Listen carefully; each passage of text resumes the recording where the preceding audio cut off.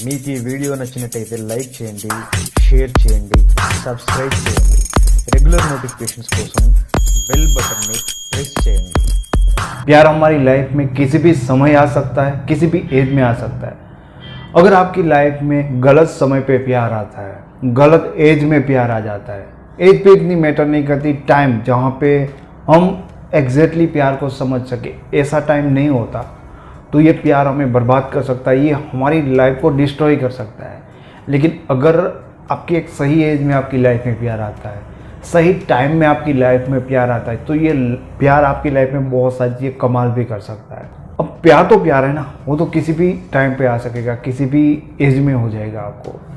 लेकिन इस टॉपिक के ऊपर, इस बात के ऊपर ओशो रजनीश ने बहुत अच्छी बात कही थी जो मुझे काफ़ी ज़्यादा पसंद थी. ओशो रजनीश कुछ इस तरह से अपनी बातों को बोलते थे कि नॉर्मली लोग उनको समझ नहीं पाते थे, लेकिन जो उनको समझ पाते थे ना, लाइफ टाइम उनकी बातों को फॉलो करते थे. एंड वो ऐसे नहीं कि कुछ नॉर्मल लोग, दुनिया के जो बेस्ट से बेस्ट क्रिएटर्स थे उस टाइम के, कुछ बहुत ही चुनिंदा लोग जिसे कह सकते हैं, वो ओशो रजनीश को फॉलो करते. क्यों? क्योंकि उनकी चीज़ें ही इतनी क्रिएटिव थी. उनका ऐसा मानना था, उनका ऐसा कहना था कि धर्म, भगवान, वो सब ना गरीबों के लिए नहीं होता. वो ऐसे बोलते थे, वो कहते थे कि गरीबों को पहले पैसे कमाने चाहिए, अपनी सारी बेसिक चीज़ें है ना उनको पूरी करनी चाहिए, उसके बाद भगवान के पीछे भागो. क्योंकि तुम पहले से ही फकीर बन के निकल जाओगे तो तुम्हें रास्ते में याद आएगा कि यार मैंने इतना बड़ा घर तो देखा ही नहीं है, मैंने ये नहीं भोगा. वो कहते थे पहले अपनी ये जो चीज़ें हैं ना तुम्हें डिस्टर्ब करती है, उनको कंप्लीट कर लो. तो उनका कहने का जो मतलब है ना, अगर हम समझे तो बहुत ही सही है. वो टाइमिंग के बारे में बात करते थे कि किस टाइम पे तुम भगवान को ढूंढने निकले हो. प्यार के बारे में भी उनका यही कहना था. ये भी हो सकता है ना कि एक गरीब इंसान की भी आस्था भगवान के ऊपर हो सकती है, एक नॉर्मल, और जो इंसान ने अपनी लाइफ में अपने आप को क्रिएट नहीं किया उनको भी किससे प्यार हो सकता है. तो उनका ऐसा कहना था कि ऐसे लोग ज़्यादातर फंस जाते हैं. ये प्यार, ये मोहब्बत उनको सिर्फ तकलीफ़ दे सकती है. उनके बहुत ही चुनिंदा एक्सपीरियंस है, रीज़न है. मैं आपको बताता हूँ कि किस टाइम पे आपको रिलेशन पे और अपनी लव लाइफ पे फोकस नहीं करना चाहिए.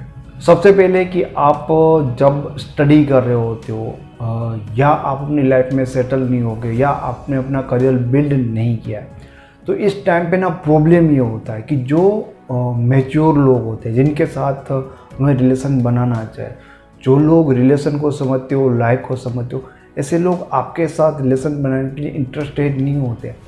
क्योंकि वो ऑलरेडी ऐसे लोगों के साथ ही अपने आप को एंगेज रखना चाहते हैं, या उनके साथ रिलेशन जो ऑलरेडी उनके जैसे हो, उनके लेवल के, जो अपनी लाइफ में कुछ कर रहे हैं या आगे बढ़ रहे हैं. और इस टाइम पे क्या होता है कि हम ऐसे लोगों में फंस जाते हैं, हमारे साथ ऐसे लोग कहीं ना कहीं आ जाते हैं जिनके लिए रिलेशन का कोई मतलब नहीं होता, जो वेले होते, जो अपनी लाइफ को भी इम्पोर्टेंट नहीं देते, जिनके लिए रिलेशन भी कुछ नहीं होते, टाइम पास करने वाले लोग. क्योंकि हम बढ़ रहे होते अपनी लाइफ में, तो हमें वो बस ऐसे लोग ही मिल जाते हैं. ये बहुत बड़ा गैप है कि इस एज में, ठीक है, ये भी एक बहुत बड़ा रीज़न है कि लोगों को ज़्यादा धोखा मिलता है.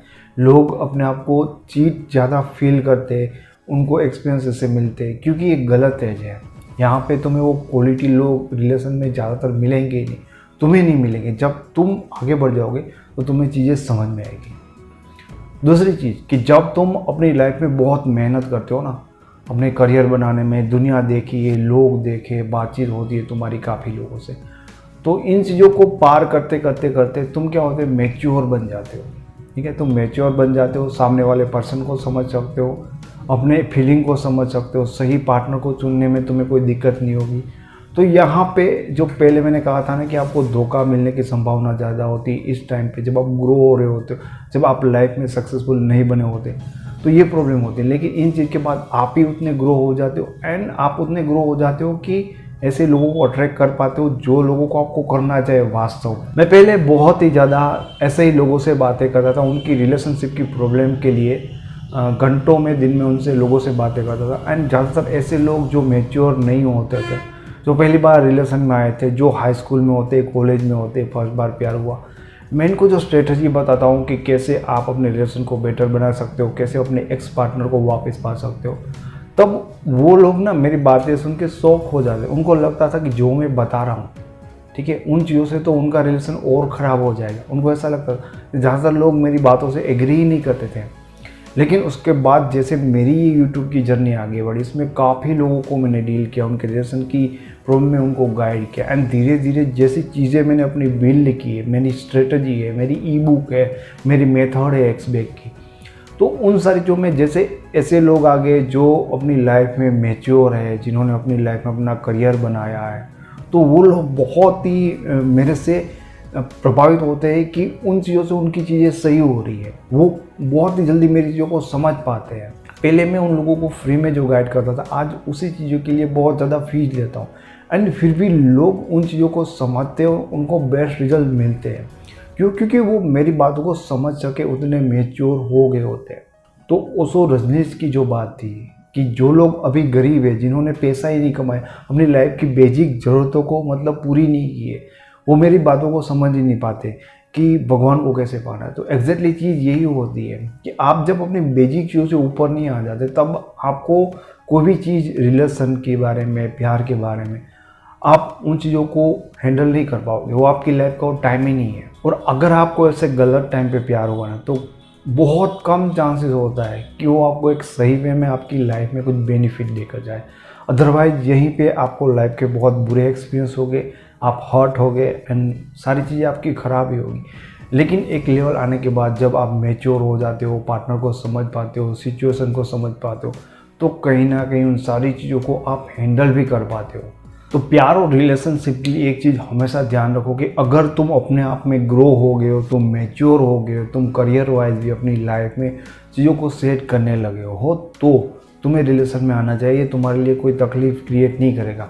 हाँ, ऐसा पार्टनर आएगा तो चीज़ों को आसान करेगा, लेकिन तुम ऐसे टाइम पे हो तो कहीं ना कहीं तुम्हारे साथ कुछ गलत लोग ही होंगे और वो आपको ज़्यादा से ज़्यादा हार्ट करेंगे। मैं उम्मीद करता हूँ कि आपको वीडियो पसंद आया होगा। वीडियो अच्छा लगा तो इसे लाइक करें, इसके बारे में कुछ कहना चाहते हो तो कमेंट करें। चैनल पे पहली बार आए तो चैनल को सब्सक्राइब जरूर करें।